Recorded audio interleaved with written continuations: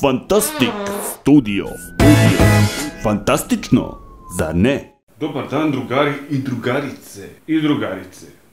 U današnjem tutorialu ćemo naučiti kako prati novac. Dakle, za ovaj tutorial nam je potrebno puno novca. Za ovaj tutorial vam je potrebno puno para. Metalnih para. U ovome tutorialu ćemo da učimo kako oprati pare. Treba će nam i spužva i deterđent. Kovanice od 5 maraka peremo tako što uzmete vaš deterđent. Metnete ga na spužvu. Stisnete puno puta tako da se napravi dobra pjena. I krenite lagano da žuljate.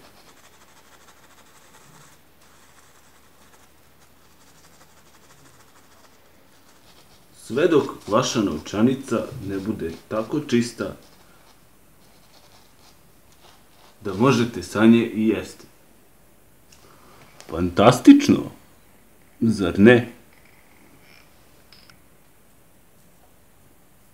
Sad, sa ovim kovanicama koje su malo tamnije boje, koje nisu 5 maraka, 2 marke ili marka, malo je teže. Ako želite da budu 100% čiste, da koristite živo sirće. Umočite u živo sirće nekoliko dana i onda izvadite i bude blistavo čisto. Evo, ponovit ću još jednom sa jednom markom kako se ovo radi. Uzmete, trljate gore dolje i sve dok ne dobijete vašu sjajnu blistavu boju vaše marke, treba da žuljate. Fantastično, zar ne? Ukoliko vam je bez veze ovaj moj video kao ova moja košulja na meni, šerujte s prijateljima, dislajkujte, unsubscribeujte se sa našeg kanala, gledajte nas i u sljedećoj epizodi u kojoj ću vam objasniti kako postati bogat preko noći.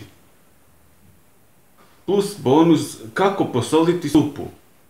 Ako poznajete neku foru kako da se peru papirne pare, molimo vas da nam javite ili da nam postavite u komentar tako da i mi saznamo pa da možemo da šerujemo sa ostalim ljudima.